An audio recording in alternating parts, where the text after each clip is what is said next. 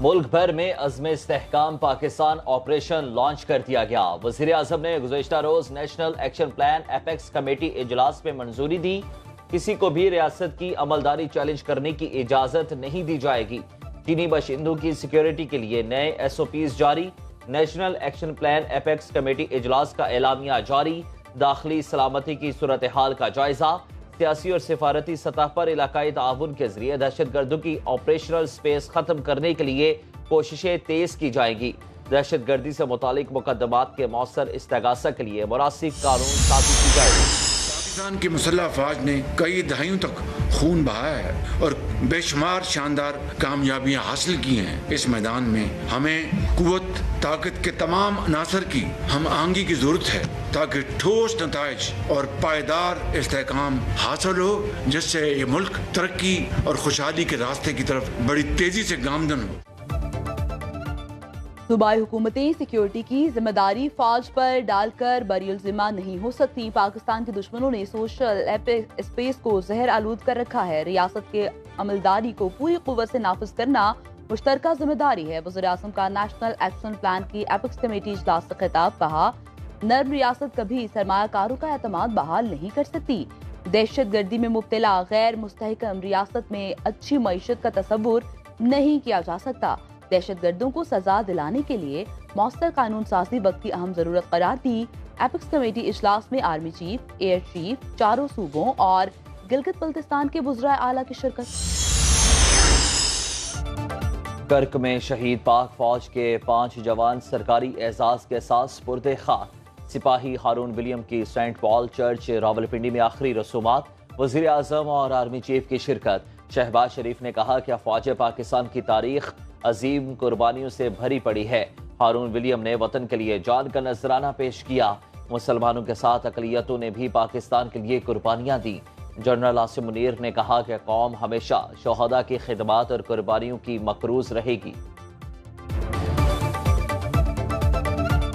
افواج پاکستان کی تاریخ ان عظیم قربانیوں سے بھری پڑی ہے۔ پوری پاکستانی قوم، سپہ سالار جنرل عاصم منیر، حکومت پاکستان اور پوری فوج کے افسران اور جوان قربانی دینے والے عظیم سپوتوں کو خراج عقیدت ہے۔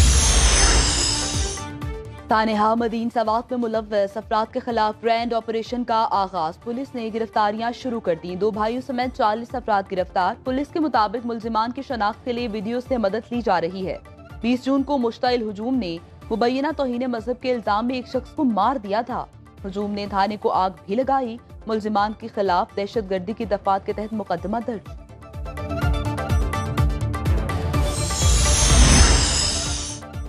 فیصل آباد میں آگ لگنے کے واقعے میں 5 سالہ بچی سمیت مزید 2 افراد دم توڑ گئے۔ المناک واقعے میں ایک ہی خاندان کے 9 افراد جان کی بازی ہار گئے۔ تمام زخمی الائڈ ہسپتال میں زیر علاج تھے۔ انکوائری رپورٹ میں آخری زدگی کی وجہ ممکنہ طور پر گیس لیکیج کو قرار دیا گیا۔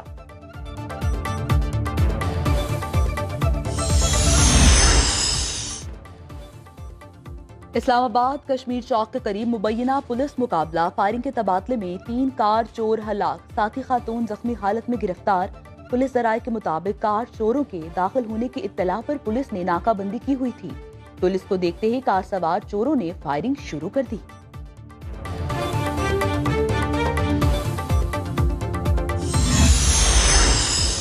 حکومت اور پیپلز پارٹی کے درمیان مذاکرات کا نیا دور آج ہوگا۔ بریک تھرو کا امکان۔ مذاکرات کچھ دیر بعد وزیر اعظم ہاؤس میں ہوں گے۔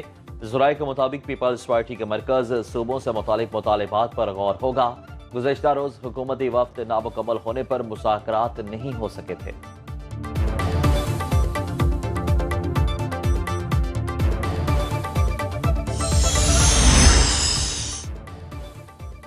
وفاقی وزیر توانائی اویس لغاری نے علی امین گنڈاپور کو لوڈ شیڈنگ ختم کرنے کا فارمولا بتا دیا۔ کہتے ہیں لوڈ شیڈنگ کے خاتمے کے لیے بجلی چوری روکنا ہوگی۔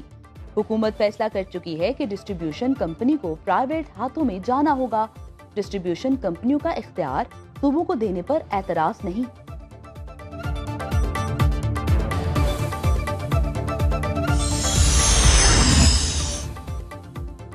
ملک بھر میں طویل لوڈ شیڈنگ کا سلسلہ جاری۔ شدید گرمی میں شہریوں کا برا حال۔ कराची के मुख्तलिफ इलाकों में बिजली की बंदिश का दौरानिया 14 घंटे तक जा पहुंचा। पेशावर में 10 से 12 जबकि मसाफाती इलाकों में 12 से 18 घंटे तक लोड शेडिंग जारी। लाहौर के मुख्तलिफ इलाकों में बिजली की बंदिश का दौरानिया 5 घंटे तक पहुंच गया। मुल्तान में शहरी इलाकों में 6 घंटे, देही इलाकों में 10 घंटे तक बिजली की बंदिश।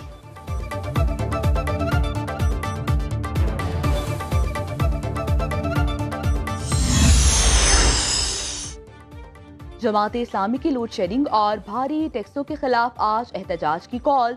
अमीर जमात इस्लामी हाफिज नईमुल रहमान ने कहा, घरों में बिजली के बिल नहीं, बिजली के बम आ रहे हैं। टैक्स ना देने वाले मराआत ले रहे हैं। बजट में अवाम पर बोझ डाला गया। नून लीग, पीपल्स पार्टी और MQM दूरा कुश्ती में मसरूफ हैं। अमीर जमात इस्लामी कराची मोनम जफर कहते हैं, बजट में कराची की तरक्की को मद्देनजर नहीं रखा गया। शहरियों के पास अब बस एहतजाज का रास्ता है।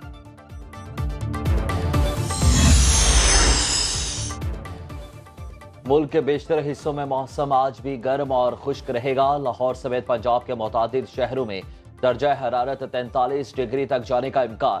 खैबर पख्तूनख्वा, गिलगित बल्तिस्तान और आज़ाद कश्मीर में बारिश मुतवक्के। इस्लामाबाद और कराची में हब्स के डेरे। हैदराबाद, कराची समेत सिंध के चंद इलाकों में आइंदा 24 घंटे के दौरान बूंदाबांदी का इम्कान। बलोचिस्तान के बेशतर अजला में मौसम गर्म और खुश्क रहेगा।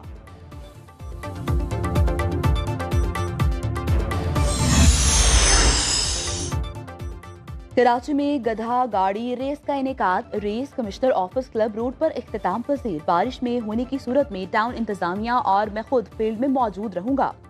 मेयर कराची मुर्तजा बहाब की गधा गाड़ी रेस की इख्तितामी तकरीब में मीडिया से गुफ्तगू। कहा, बजट की वजह से मामलात को खत्मी शक्ल देने में वक्त लगा। सड़कों के पैचवर्क का काम बारिशों के बाद शुरू किया जाएगा। इस बार मशीनरी को अपग्रेड किया गया है। तैयारी में कुछ मसाइल थे, अब वहाँ भी काम किया जाएगा।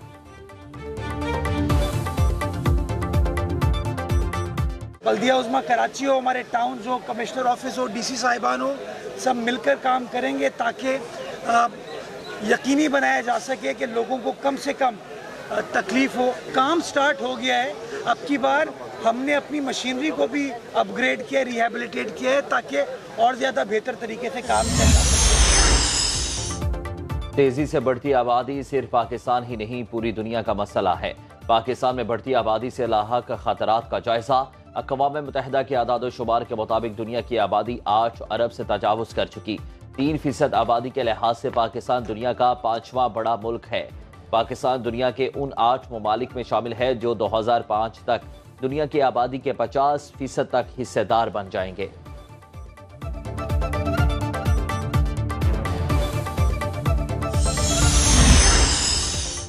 दुनिया भर में आज पब्लिक सर्विस डे मनाया जा रहा है। दिन मनाने का मकसद अवामी खिदमत की अहमियत और उसके तकद्दुस को उजागर करना है।